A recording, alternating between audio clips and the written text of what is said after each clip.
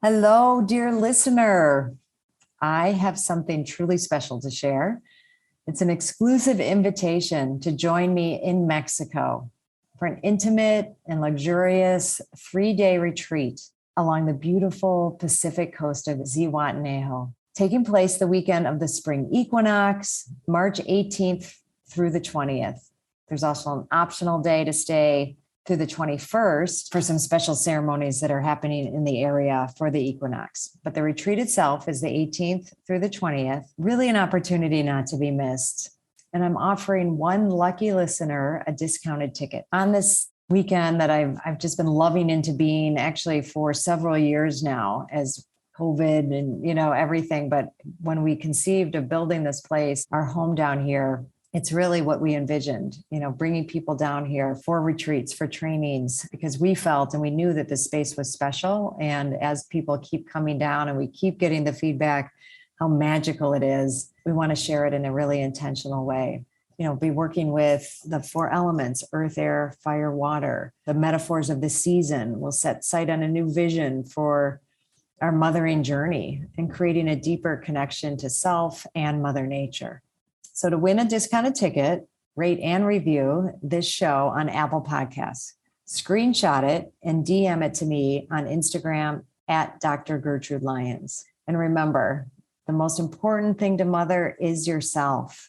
Give yourself permission to take a retreat this year. And besides, who said mothers can't go on a spring break? I'll see you there. Hello, and welcome to Rewrite the Mother Code.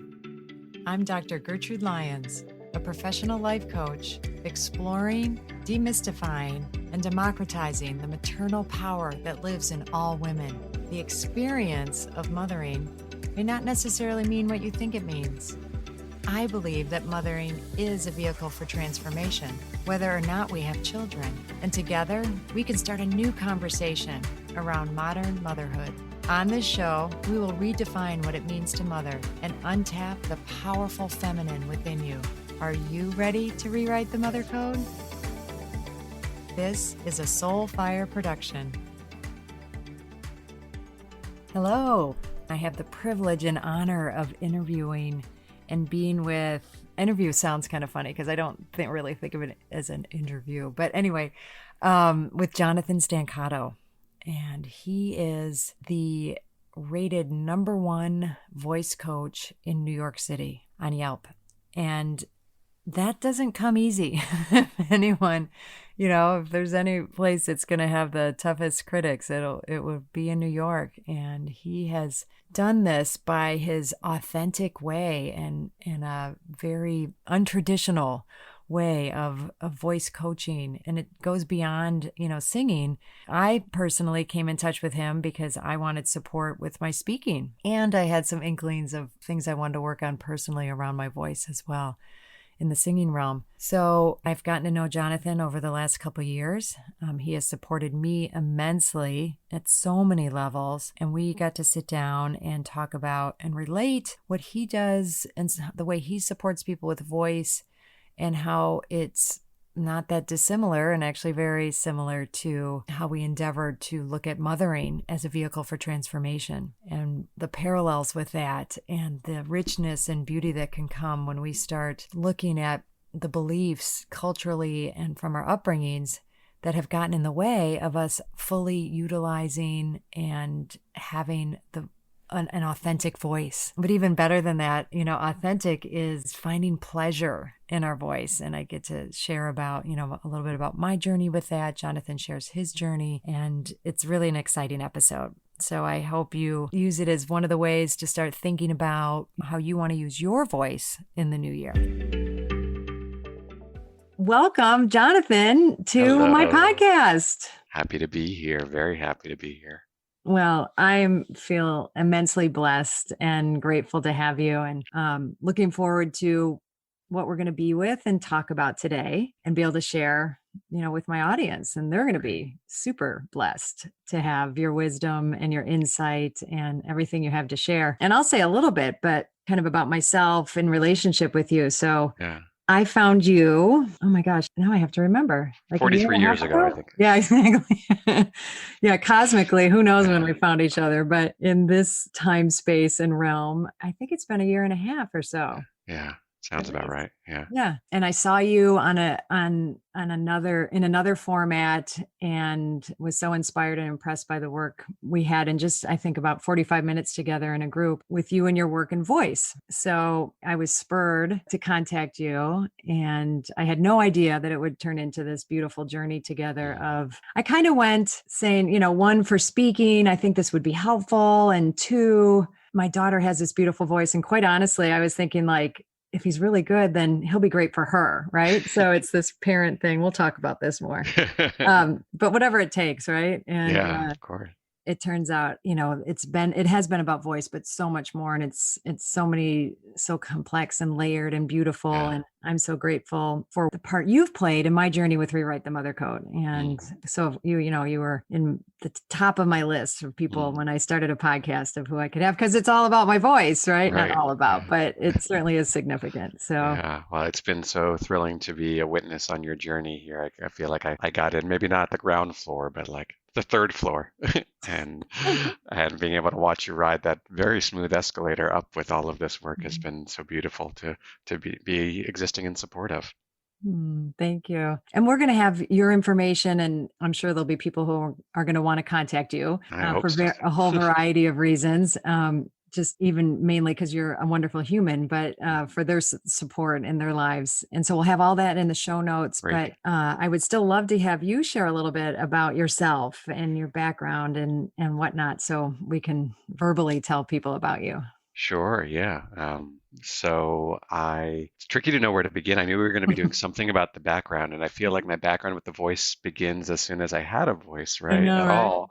Yep. But I guess just to work in reverse order, I have a practice that I have created that I call Inside Voice, and that practice has been the container through which I relate to a lot of different sorts of human beings. Some of them are professional singers looking to increase their expressiveness, to increase their range, to feel better about their voice, to pivot into new directions. Some of them are professional speakers who are looking to do all those things in terms of the content of their relationship to their voice, but also sometimes the content that they're speaking to. And I help them develop the work itself that they're speaking about. And then there are all sorts of people who I support with the simple idea that their voice is the audible expression of themselves. And sometimes the most beautiful way to take a look at some patterns in our lives that have maybe become so entrenched as to feel like they are reality as opposed to just patterns. Sometimes entering through the voice is the best way to shake those up and see what's possible. So I work with people's literal and metaphorical voices, and I could say a bit about how I ended up there if that's something that you'd like. Yeah, If you I'd want love the to whole hear a little bit journey. about that Yeah. because I think I know some, and it's beautiful. So again, I could probably speak about this for 5 hours Hmm. all on its own, but I entered college already as somebody who thought that I was never going to sing in front of other human beings ever again. I had been told that I just didn't have a good voice. I couldn't sing on key. I had been told I didn't have a musical bone in my body. When I went to sing along on the radio, people plugged their ears and would get irritated with me. I gave it one last attempt freshman year of college, and I auditioned for like 3 a cappella groups, and I didn't get called back for any of them, even the ones that were super desperate for male voices. And so I said, okay, that's it. Some people in the world are singers, and some people aren't, and I am not one of them. Hmm. I was an actor, though. I was an actor who was very seriously interested in physical theater, and I got a grant my junior year to go to Italy to study with two physical theater maestros, well, with many maestros there, and two of the ones I studied with ended up changing my life and helping me discover a relationship to the voice. One of them is a man named Richard Armstrong, and turns out I had no idea I'd signed up for this, but his work was all about singing. He was part of a singing tradition that began in the turn of the century with a man named Alfred Wolfson, turn of the 19th century. I entered Richard's workshop space as a person who thought of himself as a tone deaf bass baritone. And within a few moments of meeting me, he said to me, "Oh, John, I bet you have a beautiful soprano." And I thought, what? No, that's not What? possible. And it completely busted my mind open in terms of what the voice, what it meant to have a voice and what it meant to have a true voice. Um, Not only was Richard's work just technically expansive, the idea is that we had these massive ranges that we could only scarcely dream about, but it was also emotionally expansive. Mm, Richard was the first to introduce to me the very important understanding that the voice is the audible expression of the self. mm, And so to work on the voice is to work on the self, to work on the self is to work on the voice. So that just busted me wide open. And I still wasn't ready to say I'm a singer or I'm going to be somebody who sings, but I became so interested yeah. in what was possible there. And the other man I met there, Thomas Richards, was doing this really fascinating, subtle work on the voice as a source of group entrancement. He was taking the voice back to its primal roots as a source of that when you and I sing together, we're not performing, we're not making art or music, we are creating a process in and on each other. And through that process, we can transcend ourselves and enter this non ordinary consciousness together. Mm, And so I came out of those experiences completely lit up, and then it went into hibernation for a long mm, time. I would reflect upon these experiences. I would do the exercises in the shower, total secrecy. Nobody mm, knew really. Every once in a while, I might bring one of these exercises in for work with my theater company, but really, pretty much just my own private life. At mm. some point, my theater career got to the place where I felt confident enough to cold call the Royal Academy of Dramatic Art in London and tell them that they should hire me for a master class to teach physical theater. Uh, And they said, that's absurd. We can't do that, but we will meet you for an interview. And so they met me for an interview, and we made plans for me to teach my first master class. And that led into more and more work as an instructor there.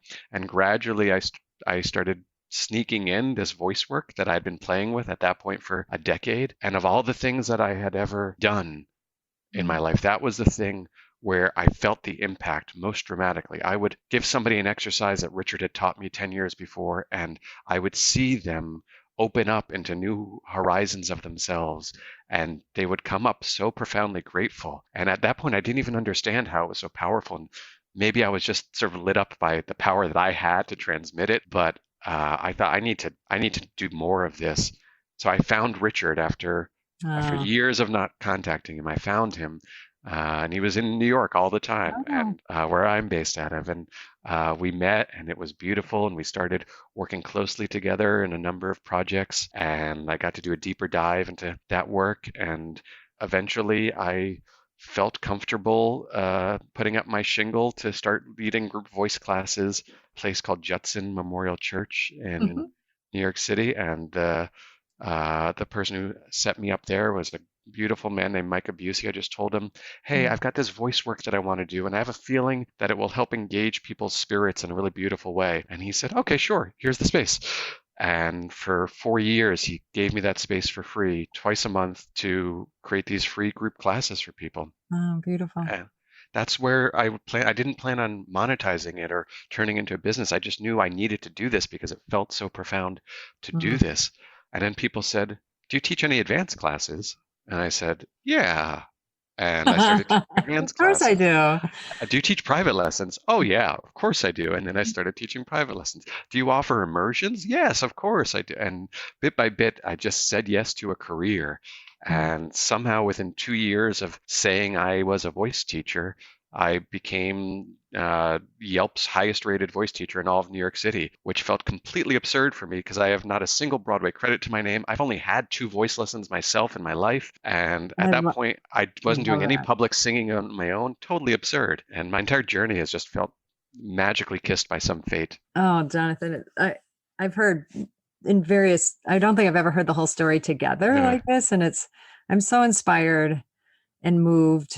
Mm. And there's, like you said, I could talk for 5 hours on it. Like I could unpack this for 5 hours with so many aspects of it. And I was waiting for you to get in that you went from the you can't sing and everybody telling you how horrible you are to the ranked number one on Yelp for voice teachers in New York City, Yeah. of all places, is just a phenomena and testament. And, we've obviously talked a lot and all about me and what I do and with Rewrite Yeah. the Mother Code. And there's so many parallels, which is beautiful. And one of the Yeah. reasons I know I've felt so supported by you, but I think I even said the word midwife in our first call. I use that all the time. yeah, I tell new clients I want to be a midwife for the birth of their voice. for the birth of their voice. Right. And, I don't know if every listener who's going to, pick this particular episode is aware of, what Rewrite the Mother Code is, but some of the aspects that you're talking about that I want us to dive in deeper and look at the parallels, even more. Mm, But,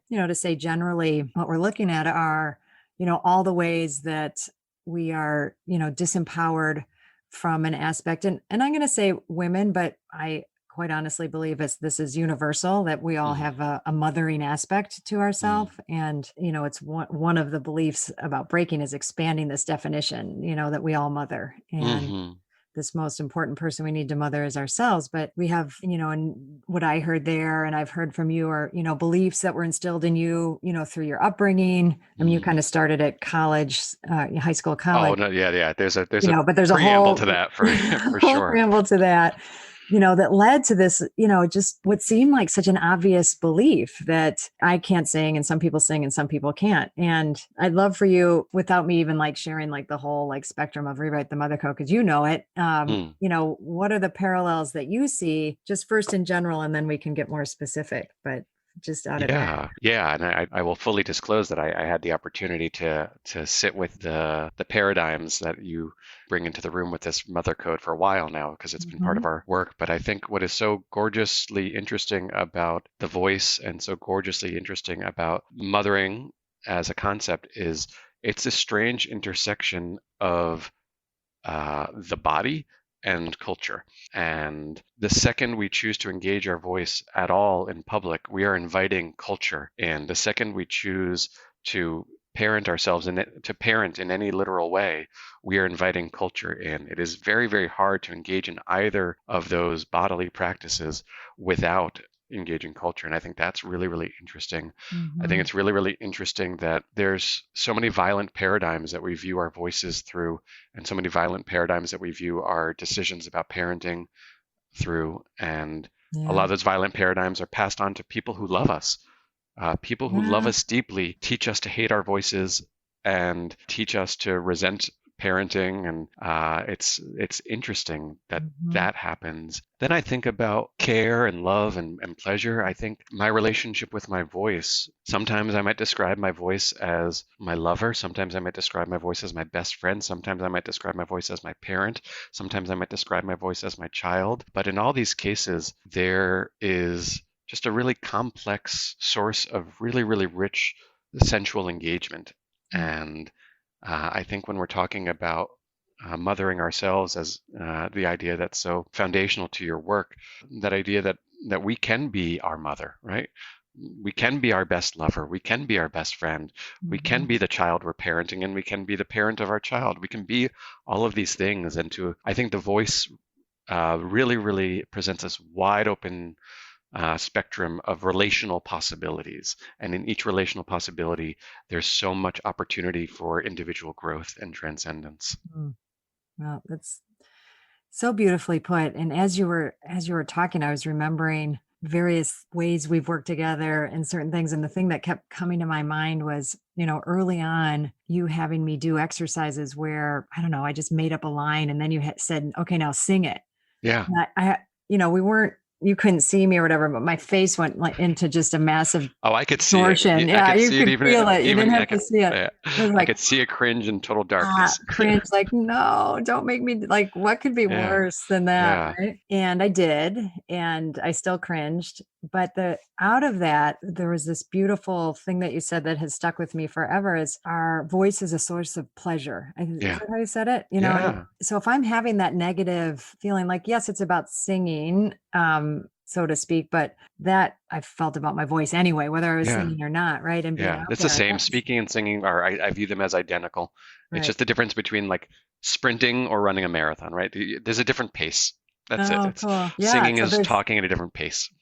right. And there's this huge distortion, but all these beliefs that I had Yeah. and memories about, and you being told, like I was told, and I loved singing in the choir when I was Mhm. in grade school. And then until this little boy like turned around and like gave me like the scowl, like look, Yeah. which clearly without words communicated that I was horrible, Yeah. and I never sang again. And I say Yeah. never sang again, but Yeah. But yeah, now every like, time you sing, you think about it. On yeah, some so level, it's in the back of your mind.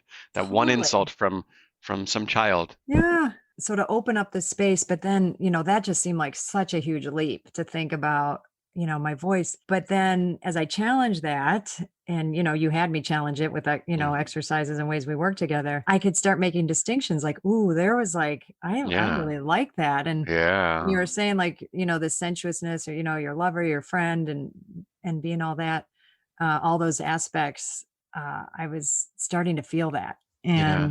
And I'm relating that to, these beliefs, like people who will say like, well, I always knew I wanted to be a mother, or I could never do that. Or, Yeah. and just how we get these beliefs wired into us that then cut us off from, I mean, if I hadn't worked with you, I would have never had this experience. Right. Right. And it was, Yeah. I'll give myself credit. It was courageous. Like, who am Oh, I to yeah. like do voice lessons? Right. Like that's for people who can sing. Right. Yeah.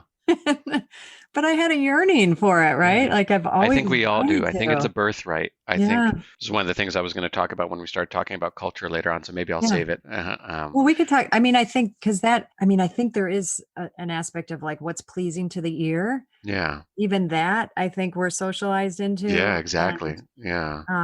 and how we hear things and what's good and what's not. And our culture dictates that, Of right? course. Because I Yeah. listen to some music and singing from other cultures, and I'm like, oh, like that's not Yeah. pleasing to me, and that's Yeah. not because it's not beautiful. It's Yeah. It's I'm a unfamiliar. socialization. It's a Yeah. socialization. So Yeah.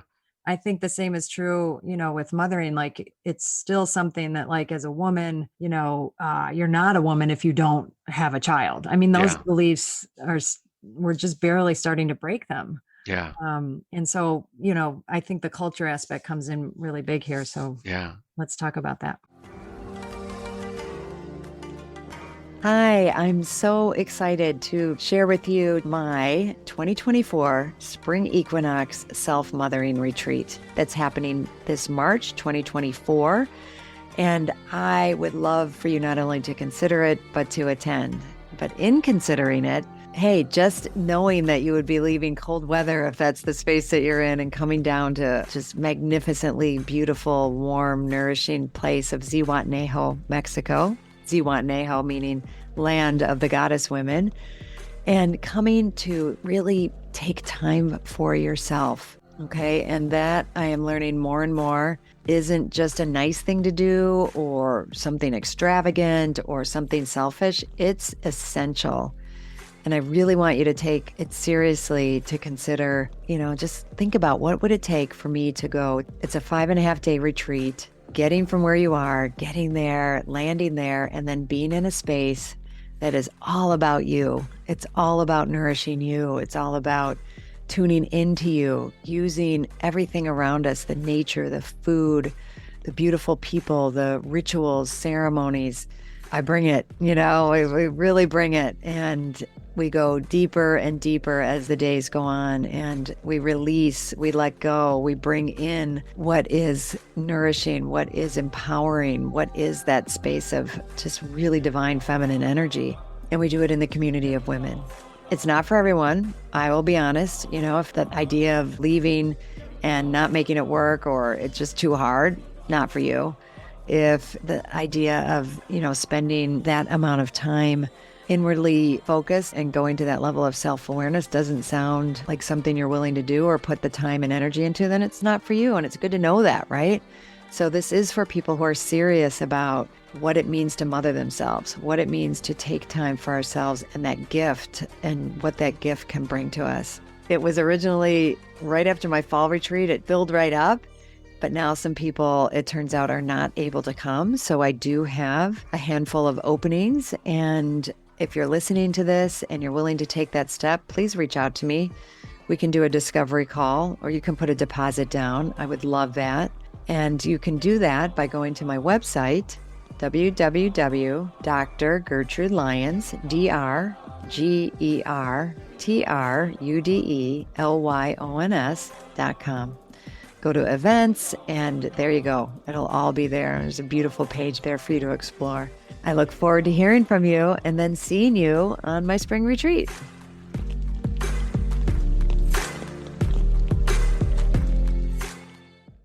Yeah. And so there's so many ways in which cultural influences really, really dictate a whole bunch of what our voice journey feels like. And for most of us, it just means our voice journey gets totally shut down. I think first and foremost, there's the myth of talent.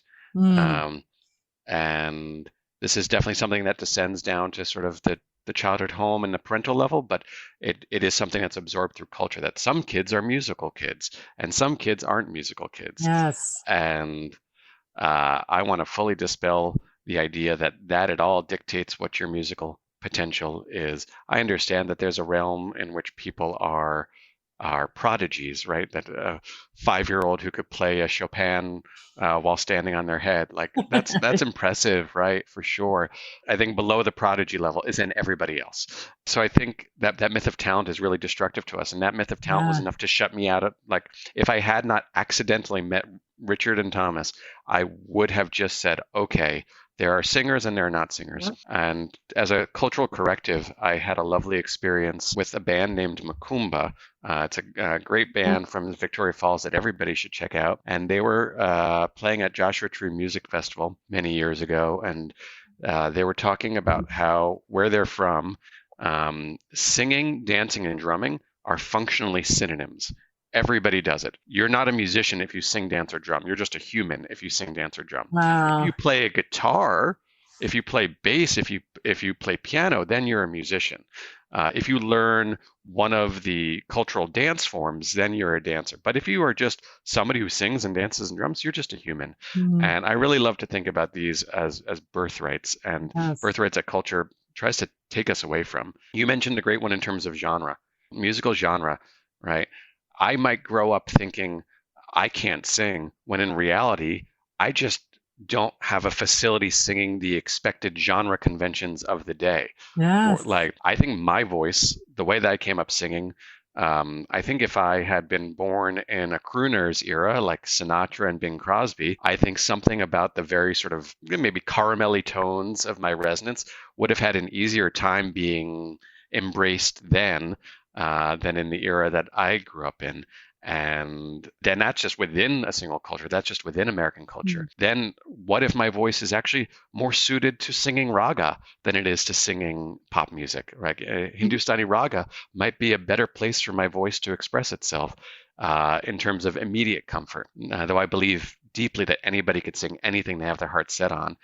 So some kid that we're saying, oh, you can't sing, really we're saying, we don't like the sound of you singing the popular music of our day. ah, And that's so cool. Right. unpacking that's really important. Well, that has me thinking about a lot of things, but one I'm going to mention just because it struck a memory for me around this genre. So both my husband and myself are kind of in the category of like, not overt when we just open our mouths, like people Mhm. are going to go like, wow, right?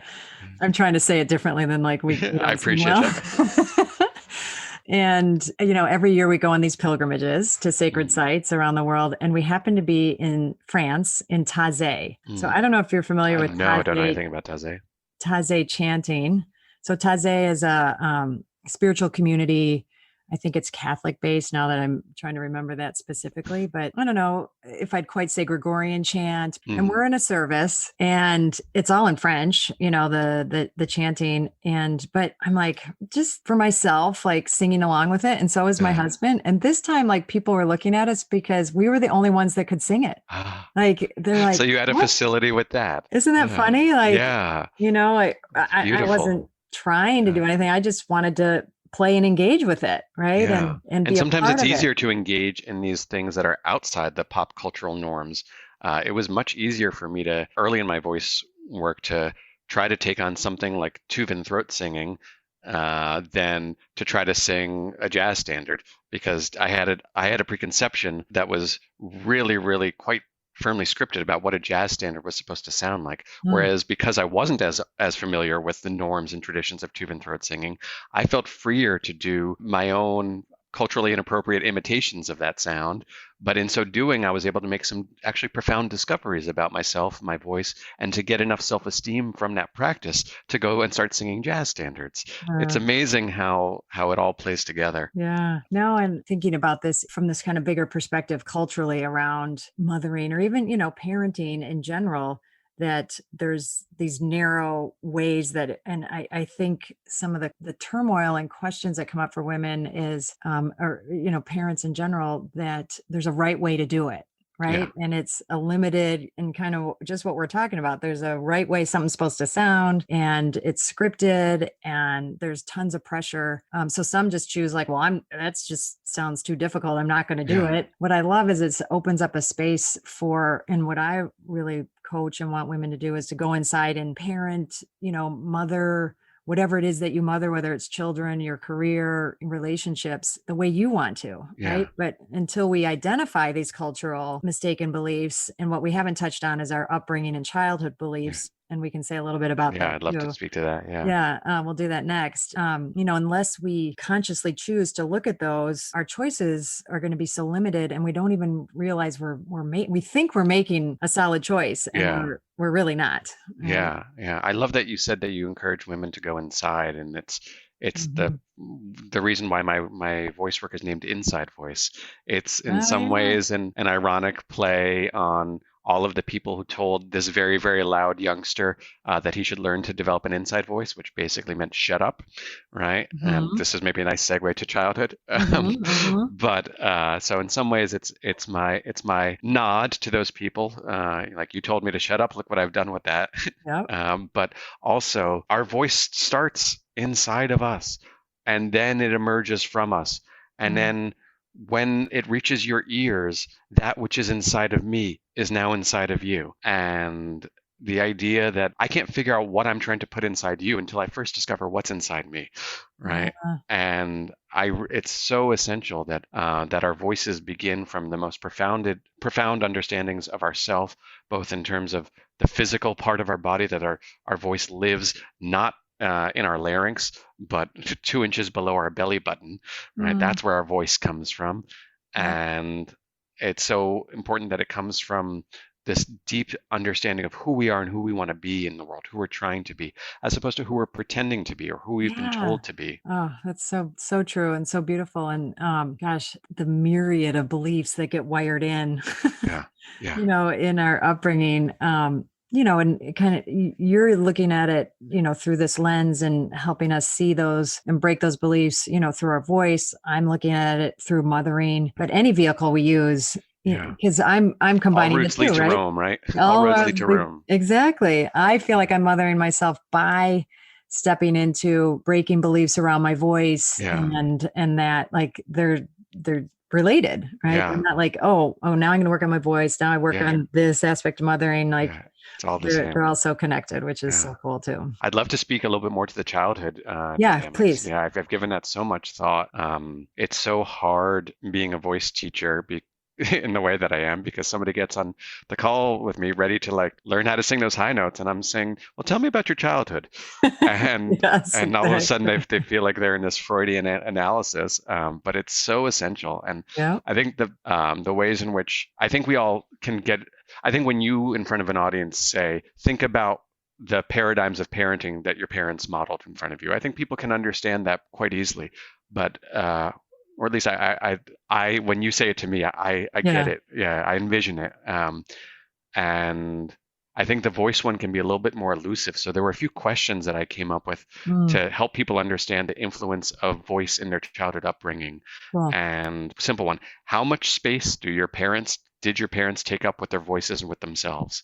Like, Mm, did your parents take up a lot of space? Did one take up more space than the other? Did one police how much space the other was taking up? That's such a huge influence. We see people who came from households where neither parent really took up very much vocal space. They're mm. afraid to take up very much vocal space themselves. Or if they had a parent who didn't take up much vocal space, they took up a lot of vocal space to compensate. But being in Yep. dialogue with how much space your parents took up with their voices, but when I say voices, I mean with themselves, because they're Mhm. synonymous. That's a huge one. How expressive were your parents with their voices? Did they speak in pretty limited short sentences, limited pitch ranges, monotones? Or did they fly all over the place with their voice and dance around and sing? And that's going to contribute so much to what you think is possible in your voice. How did your parents police your voice? Was it speak unless spoken to, or you don't speak until spoken to?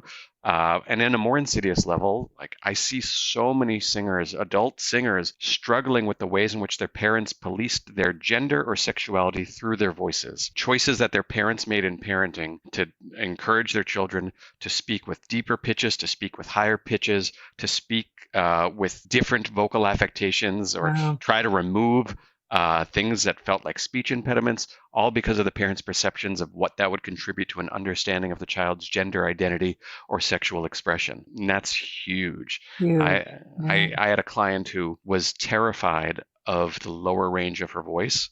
This is an adult client, terrified of the lower range of her voice because they felt that if they accessed that, they would somehow lose their parents' love as an adult. Isn't that amazing? Just to play in a studio Yeah. with me and sing those notes felt threatening. Yeah. But I so get it, right? Like, Yeah. until it's brought to the surface, we don't realize well, I think it's so cool because there is a connection, that we can find that Yeah. reason, so to speak. But this didn't happen by accident, that I keep myself at a certain range. Of course. Yeah. And I definitely went on a journey with you as you took me through took us through those questions. Like, oh yeah, no range, no, very quiet, no, yeah, right. Nobody- And that draws the box for you. And then you have to have a lot of courage to break out of that box. Yeah. And same in mothering. It's not, we don't even need to call it a prison, right? It's not necessarily being done with cruelty or with closed-minded. That's the parameters that you observe. And so you need to make doors where there are walls, and that's hard work. Totally. Well, and just as you're saying that, it's not a prison, and we make that, yes, a lot got wired in, but then we keep that prison going. We don't realize as adults, like, the prison doors are open. I could step out of it. Yeah. But first I have to identify that I'm even in a prison. What is it? And then have the courage to step out. And sometimes that prison feels safer because it's what we've always known. And I know we weren't going to call it a prison, but I like the metaphor now. It is yours. Run with it.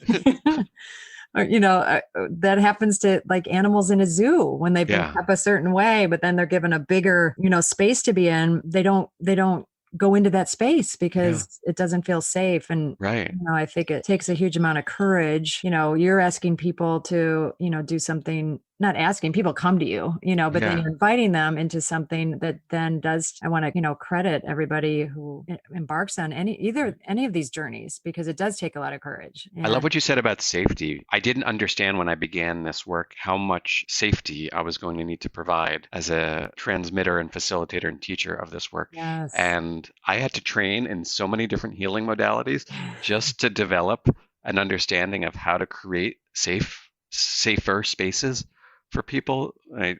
And I think for us to enter these processes where we're rewriting the mother code or rewriting our voice code, and we have to really understand, not only does that require bravery, but it requires safety to get to bravery. Yes. And I'm glad that you're out in the world providing safety. I know what a wonderful facilitator you are for the people you work with. And I think to those people who are listening to us right now and saying, I'm not brave enough to go on that journey, I maybe would encourage them to think first, am I safe enough to be brave enough? And what would I need to feel safe enough to feel brave enough to go on that journey? Yeah, I love that. I think that's beautiful. And I was going to say, same back at you. You create, a very safe space. I don't think I would have done what I've done over this last year, both even just in the sessions with you, let alone, outside of them. In life. And I love it. And, just these moments of like, wow, I really like how I sounded then, would not have been possible. And what a pleasure people are missing.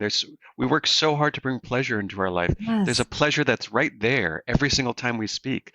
And every single syllable we say could be providing immense comfort, pleasure, sensuality just for us. Forget about the effect it has on vitalizing the world. It can make us feel better. And we're leaving that pleasure on the table and saying, oh, I don't need that. I'm going to instead buy myself a fancy dinner or take a fancy vacation, or I'm going to pursue pleasure in a much more commercial, transactional way, instead of this pleasure that's just there to be absorbed and treasured and bathed in. Oh my gosh. Sorry, I kind of cut you off, but I just got so good. Excited because I don't think I've ever really thought about the aspect that you're talking about around pleasure, around mothering before. That, you're talking about this expanded definition, an expanded space that we can step into and that's pleasure, and that it Yeah. can be pleasurable, but that it isn't just through giving birth to a child that a woman can experience the pleasure of mothering. Yeah. And I never thought about it that way Yeah. before. Like that is, and I think that's,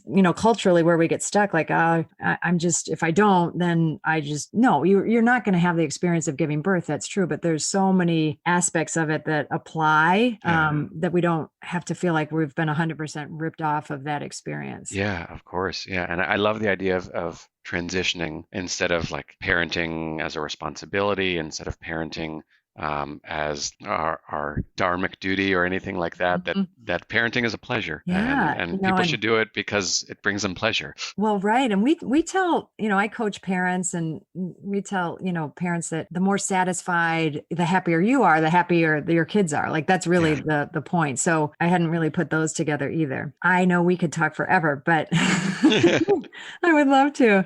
We've covered a lot of the main things, but I kind of want to talk about now, what if somebody's listening to this, is it something that they can take away for themselves, and take into their lives in a way. And I'm pretty sure this is going to be aired right around the beginning of the year. So we can even think of it as, how can we start our year, with our voice, mothering voice, all of that. But what would you say to that?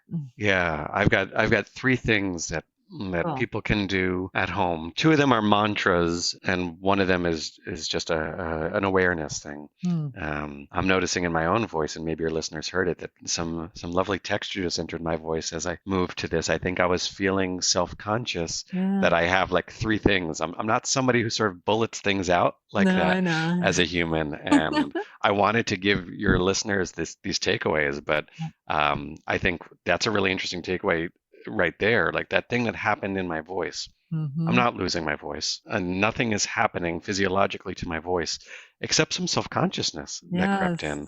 And it's okay for me to be self-conscious, for me as a voice teacher to still get self-conscious with my voice, and for that to show up audibly to your listeners is part of it, and part of what it means to have a voice and to be human. All that said, my three things. Great. Number three. So I'm going to use speaking and singing interchangeably here. But anytime you're speaking or singing, start by loving the sound of your own voice.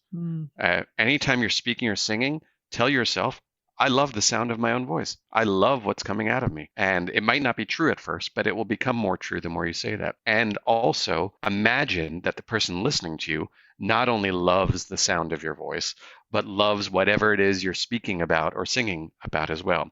So this is a relational thing, goes both ways, to love yourself as you're speaking and singing, and to assume that the other person loves you as you're speaking and singing. I love that. You will speak and sing so much more beautifully if you go in with that assumption. The next thing, and this is a great thing to do right after Baby New Year comes in at 12:01 and 2021, which I hope is much better than 2020 for all of us. And one way to make it at least better on an individual level is to get in front of the mirror and to say the sentence, "Hi, my name is Jonathan. I am a singer, and I have a beautiful voice." Wow. And well, you should probably use your own name. I know, I was going to say that. But to notice what words trip you up. Does your own name trip you up? Does saying that you're a singer trip you up? Saying that you have anything beautiful about you? Just noticing the places that you get closed and making that a practice, saying it over and over again until you believe it, and until you believe that everybody else around you is also a singer and also has a beautiful voice. And the final thing is a saying that began, I think parts of it begin with Richard, and I think parts of it begin with his teachers, Roy Hart and Alfred Wolfson, before him. And it's the saying, the only real limits on your voice or on yourself or in your life, but the only real limits on your voice are the limits of your imagination. And your imagination has been limited. So is there a sound that you think that you're not going to make that sound? Maybe it's a higher sound than you think you're able to make. Maybe it's a more rock and roll sound you think you're going to be able to make. Maybe it's a sexier sound than you think you're able to make. Whatever it is, you can make it. And the first step to learning how to make that sound is releasing the idea that you can't make that sound. And I have seen Love that. so many miracles, so many voice miracles in my years of doing this, that I feel that there is nothing beyond what I think is the realm of imaginative possibility here. Wow, what a gift, Jonathan. I've done some of those things that you're talking about, but I'm reminded, and they're very powerful. So any one of them, people doing would be great, but all three is huge, huge, Yeah. huge, huge. And another thing people can do in the new year is find you, and Yes. I'm sure you'll have lots of ways people can work with you in 2021. Yeah, and the one benefit of the pandemic is that they're no longer limited by geography. Right? I know. So cool Yeah. how you've made things work and pivoted, but in person, online, whatever. I know they're both very powerful. Yeah. Individually, you have intensives and workshops and Yeah. all that good stuff. Yeah. So I work with people one-on-one. I work with small groups. I work with large groups. I basically I work however needs. I work to get the job done, however it needs to be done. And people can find me and everything that's going on with Inside Voice at singasecret.com. And I really like that website domain that I have, Sing I a do Secret, too. because just in typing it in, you automatically have to sort of reflect on what's this guy about? What does it mean to sing a secret? I thought a secret was something you keep inside of you. But Exactly. singasecret.com is how you could book lessons with me. And it's really important for me to say, because I know that a bunch of your listeners are coming from all walks of life around the world, that I work extremely hard to make sure that people can access my work no matter what their financial situation is. It feels so deeply important to me, especially in this time that we're living in, that somebody's discovery of their voice should not be limited by financial obstacles. We have so many other obstacles getting in the way of our discovery of our pleasure and our identity and our selfhood, that I do not want money to stand in the way as well. So No, I love that you do that. Yeah. It's beautiful. You're a huge gift, and Thank you. You are I hope you get too. lots of people coming your way, whether it's through this and all sorts of means. But And people can just say hi too. I would just love to, if anybody just wants to share their voice journey or share something that resonated with them, I would love to hear about that. I love your voice. I love everybody's voice. I would just want to hear them and hear about them. Thank you so much. And I know I get to keep working with you, so I'll be seeing you soon. Yeah, forever. Hopefully you too. Yeah, absolutely. All right. Thanks, Jonathan. Thank you. Thank you so much for listening to the show. If you love this episode, please be sure to rate, review, and subscribe so that you can stay on the journey and continue to hear more about rewriting your mother code.